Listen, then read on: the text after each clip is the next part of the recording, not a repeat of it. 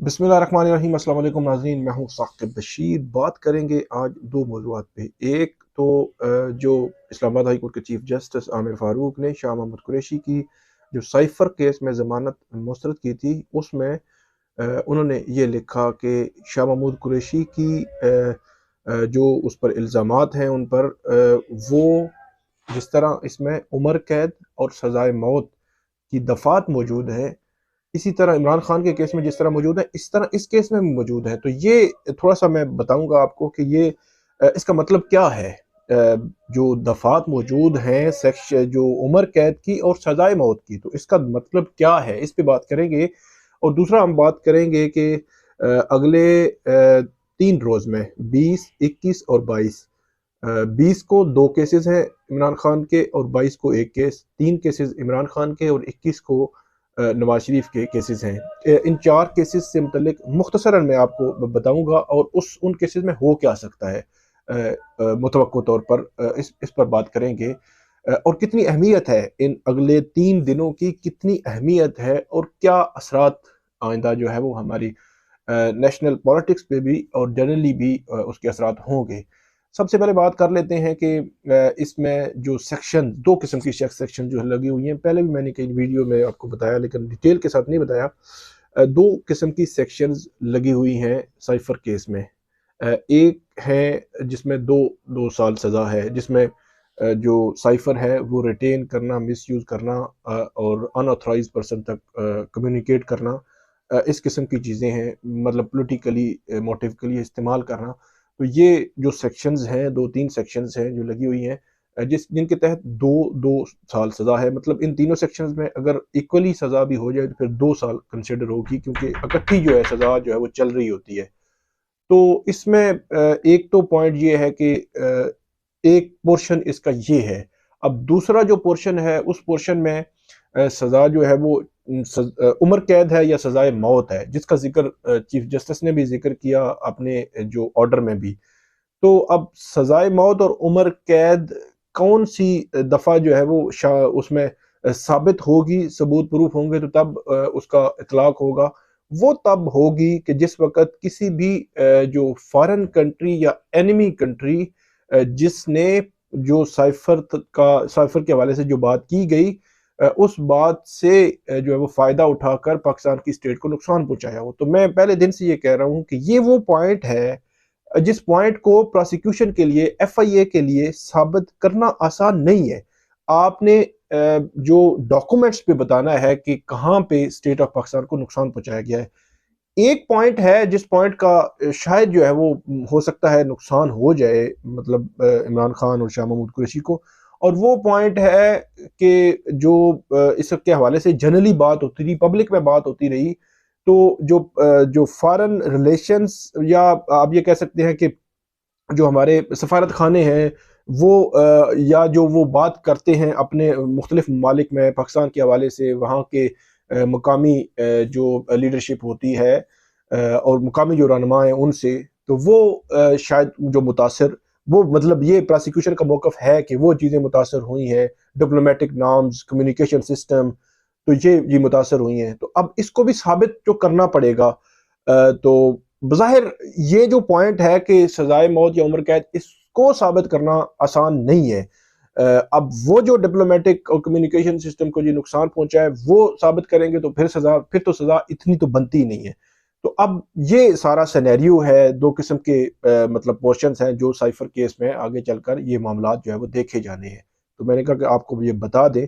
मेरी नज़र में उम्र कैद और सज़ाए मौत वाला जो मामला है, इस केस में जो मैक्सिमम पनिशमेंट होती है, तो मैक्सिमम पनिशमेंट के लिए आपको जो केस साबित करना पड़ता है, तो मैक्सिमम पनिशमेंट उसमें इसमें तो साबित 100% साबित होती नजर नहीं आती।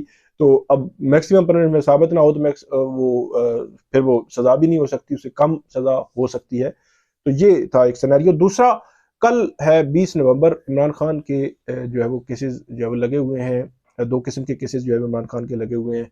एक तो तोशाखाना फौजदारी केस में उनकी अपील है, उसमें उन्होंने ये कह रखा है कि आपने सज़ा मुअत्तल करके मुझे ज़मानत दी, तो अब फैसला मुअत्तल करके मेरी जो नाअहली है वो भी ख़त्म कर दें। तो अगर तोशाखाना फौजदारी केस में इमरान खान की जो फैसला है वो भी मुअत्तल हो जाए और साइफर केस में भी 8 फरवरी से पहले उनको सजा, उनको जो है वो क्या नाम है, फैसला ना हो और उनको सजा ना हो, तो फिर इमरान खान अहल हो जाएंगे इलेक्शन के। इसके चांस कम है, लेकिन बहरहाल सिनेरियो जो है वो बदलते जो देर नहीं लगती। तो ये एक केस लगा हुआ है कल चीफ जस्टिस आमिर फारूक और जस्टिस तारिक महमूद जहांगीरी के पास।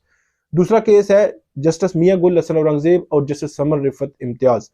इन दोनों में वही जेल ट्रायल के खिलाफ और जो जज तैनाती के खिलाफ मामला है। कल उन्होंने सुनना है, कल ही फैसला होगा कि और बज़ाहिर ऐसे लगता है कि इस केस में अदालत कहेगी कि जेल ट्रायल को ओपन ट्रायल कंसिडर होगा और जो वहां पे जर्नलिस्ट को भी आप एक्सेस देंगे और कोई बंदा अगर आना चाहे तो सब्जेक्ट टू सिक्योरिटी तो उसको इजाजत जो है वो देंगे और वो उसको देख सकेगा।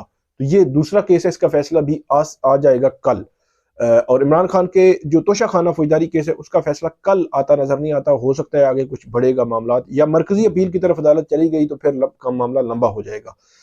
परसों नवाज शरीफ के 2 केसेस हैं, अल अजीजिया और एवनफील्ड रेफरेंस। अल अजीजिया रेफरेंस में जज अरशद मलिक की एक वीडियो आई थी। उस वीडियो के तनाजुर में सुप्रीम कोर्ट ने कहा था कि मेरिट पर जाने की पहले आपने इस पॉइंट को डिसाइड करना है। अगर अदालत उस पॉइंट पे चली गई तो फिर तन ये होगा कि एक नया जो है सिनेरियो बनेगा कि उस पॉइंट के तनाजुर में अदालत इसको सेटिसाइड करके रिमांड बैक भी कर सकती है और वहां पे भी सेटिसाइड उसको कर सकती है कि उसमें मतलब जो कानूनी तकाजे हैं वो पूरे नहीं किए गए। तो इस सूरत में नवाज शरीफ को रिलीफ मिल जाएगा। एवनफील्ड रेफरेंस में मरियम और कैप्टन सफदर की जो अपीलें थी उनमें ही नवाज शरीफ का फेट ऑलमोस्ट डिसाइड हो गया है, अब फॉर्मेलिटी होनी है। तो बज़ाहिर ऐसे लगता है कि 21 नवंबर को नवाज शरीफ को ये रिलीफ मिल जाएगा और उनकी नाहली खत्म हो जाएगी। लेकिन फॉर लाइफ नाहली जो इलेक्शन सुप्रीम कोर्ट ने की थी उसके हवाले से सेक्शन जो इलेक्शन एक्ट है 2017 का, उसमें लेजिस्लेशन तो हो चुकी है, लेकिन वो एक कन्फ्यूजन, एक डिबेट जो मौजूद है कि सुप्रीम कोर्ट की फॉर लाइफ नाहली बरकरार रहेगी या नहीं रहेगी। लेकिन इन दोनों के केसेस की हद तक हो जाएगा। 21 को मुझे लगता है हो जाएगा, 21 को ही, क्योंकि नायब जो है कंसेंट इससे पहले देती रही है, और लेकिन 21 से आगे भी एक आध समाज जो है वो हो सकता है चली जाए। 22 को सुप्रीम कोर्ट में साइफर केस में इमरान खान की जो दरखास्त जमानत है उस पर समात है और उन्होंने जो इस पे फर्द जुर्म आयद हुई है उस पर भी समात करनी है। उसमें 2 पॉइंट्स अहम है। एक तो इन दोनों मामला पे समात होगी, हामिद खान और सलमान सफदर होंगे वहां पे, सरदार तारिक मसूद, जस्टिस याया अफरीदी और जस्टिस आयशा मलिक 22 नवंबर को ये समात करेंगे और उनके सामने ये पॉइंट तो हो गई, इनमें नोटिस भी होंगे, लेकिन इस दौरान इमरान खान के वकील ये पॉइंट आउट कर सकते हैं कि शाह महमूद कुरैशी के केस में जो इस्लामाबाद हाई कोर्ट ने 1 माह में ट्रायल मुकम्मल करने का हुक्म दे दिया है, तो इसलिए हमारा जो केस है ये आप ट्रायल जो है वो रोकें।